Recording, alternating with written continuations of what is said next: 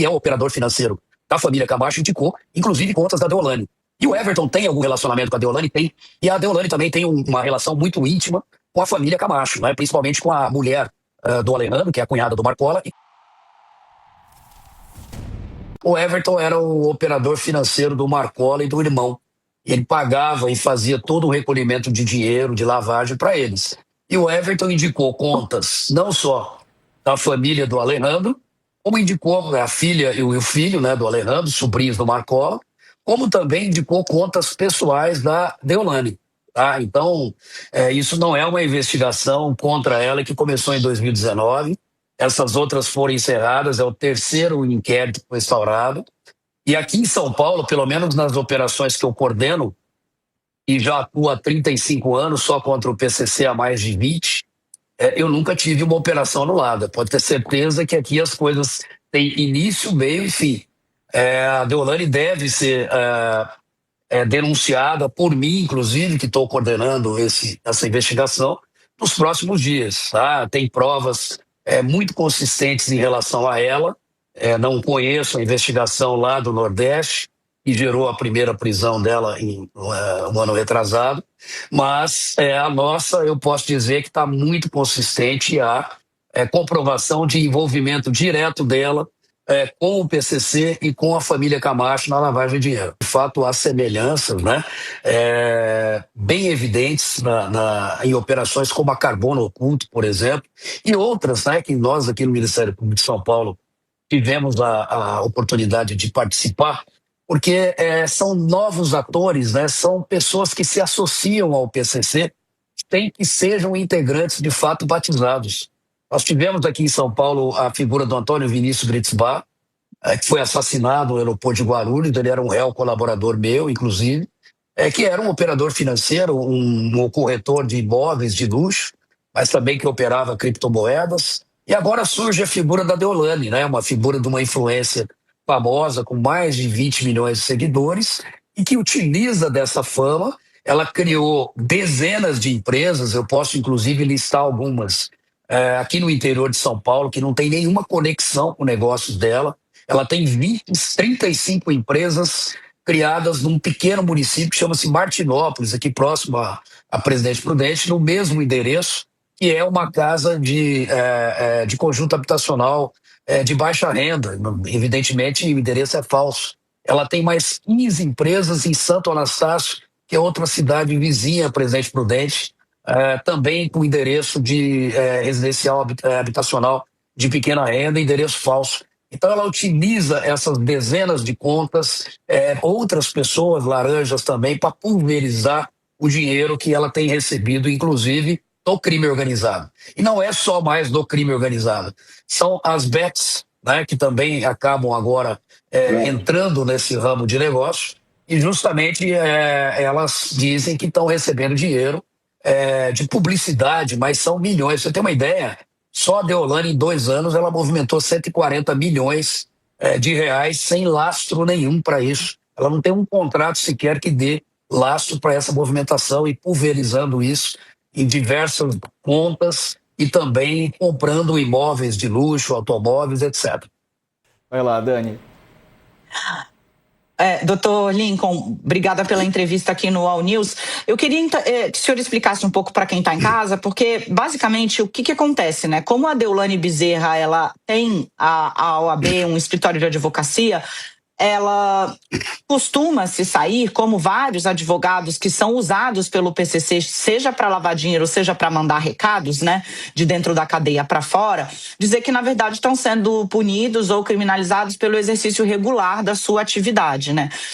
Pelo que eu entendi da coletiva de imprensa da polícia, pelo que acompanhei, não há contratos que justifiquem o repasse do dinheiro, muito dinheiro que a doutora Deolane recebeu.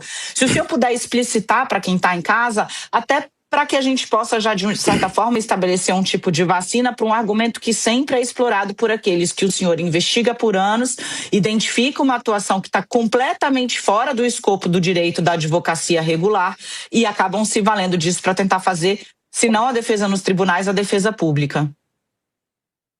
Não, tá correto a sua argumentação. Provavelmente ela vai tentar alegar isso, né? a Deolane, ela não tinha toda essa fama e todo esse dinheiro que ela ostenta hoje quando ela começou a atender presos aqui na Penitenciária 2 de Presidente Venceslau. Assim, ela teve contato com lideranças do PCC, ela se casou com um preso, inclusive, né? Ela tem filho, né, de um criminoso que estava cumprindo pena em Junqueirópolis, criminoso do PCC, ladrão, né? E depois ela acabou aí namorando um MC, enfim, foi para esses reality shows e se tornou uma pessoa aí famosa, com uma influência famosa. Mas nessa época ela já estava sendo investigada aqui. É claro que as investigações, pelo menos as que eu coordeno, elas são absolutamente na com observância das normas legais e processuais, principalmente. Então, isso depende de quebra de sigilo bancário, fiscal, depende de relatórios do COAF, todos eles com autorização judicial. A gente não trabalhou aqui com informação recebida do COAF, por exemplo, como nós que solicitamos as informações, cruzamento de dados, para chegar até esse resultado final. A Deolane não tem um contrato sequer que justifique qualquer repasse de dinheiro dessa transportadora, que, repito, a transportadora já sentença transitada em julgado, ela foi considerada como sendo de propriedade de fato do Marcola e do seu irmão, e também do PCC. Essa sentença já até transitou em julgado e o casal de laranjas está foragido. O dinheiro por fora da transportadora, ou seja, que não está declarado na transportadora, foi mandado para contas que o Everton, que é o operador financeiro da família Camacho, indicou, inclusive contas da Deolane.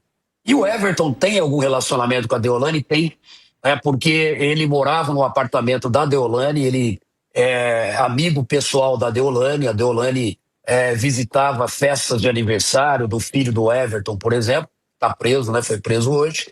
E a Deolane também tem uma relação muito íntima com a família Camacho, né? Principalmente com a mulher do Alejandro, que é a cunhada do Marcola, e com as filhas.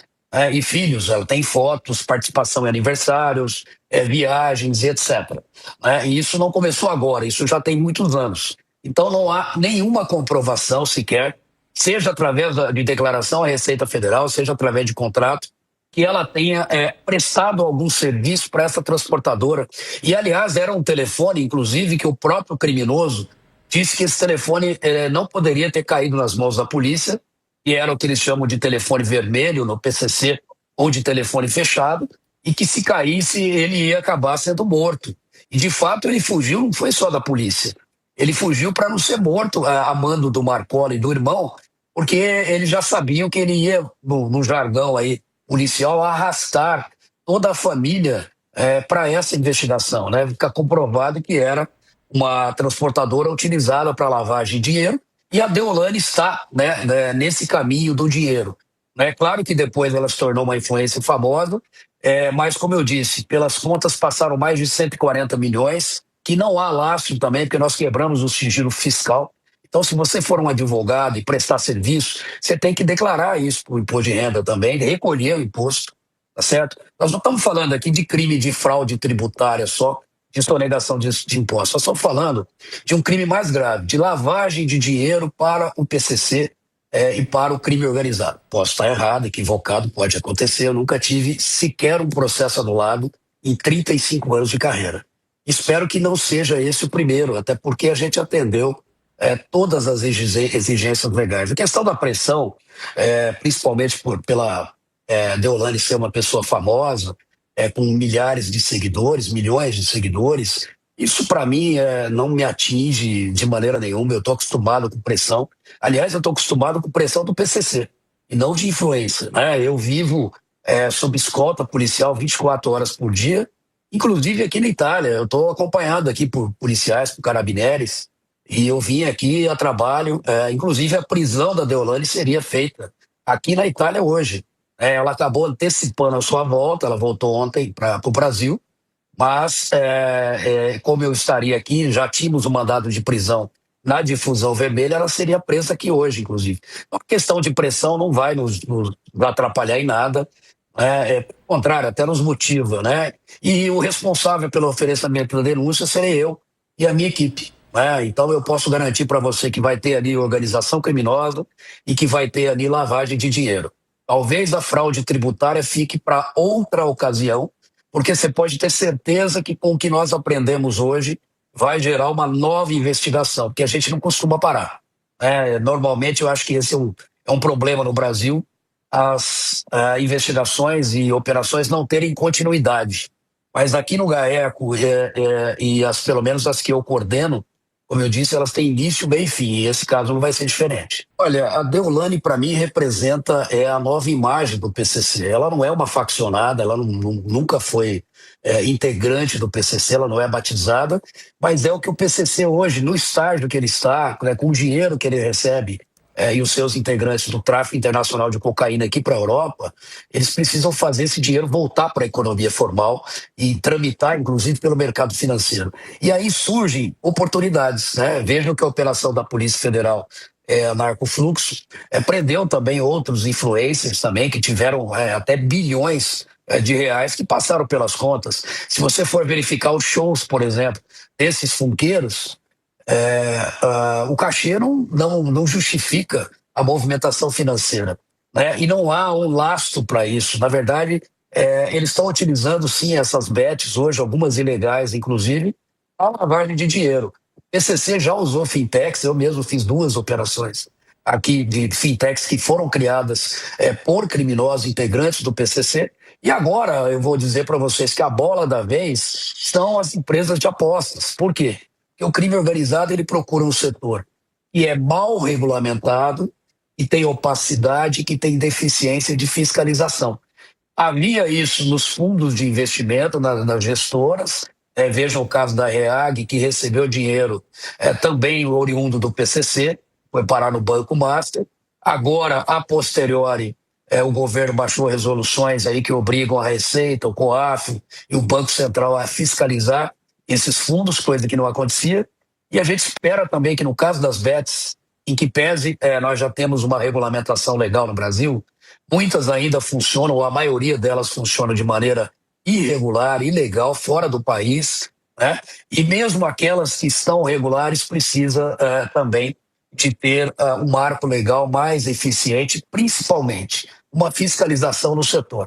Porque senão o crime organizado já percebeu e pode usar esses influencers famosos com milhões de seguidores, aliás, seguidores que às vezes são conseguidos artificialmente.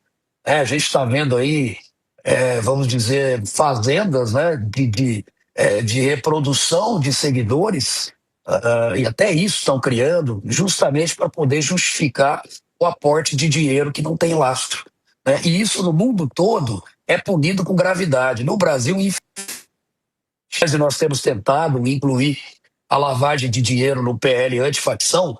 O PL antifacção ele só atingiu o andar de baixo, né? Porque a Faria Lima e casos como a Deolane ficarão de fora. A pena mínima continua em 3 anos, né, para lavagem de dinheiro. Hoje, você tem uma pena maior se furtar um celular do que o crime de lavagem de dinheiro. Se você gostou do vídeo, não se esqueça de deixar o like e se inscrever no canal. Vejo você no próximo vídeo.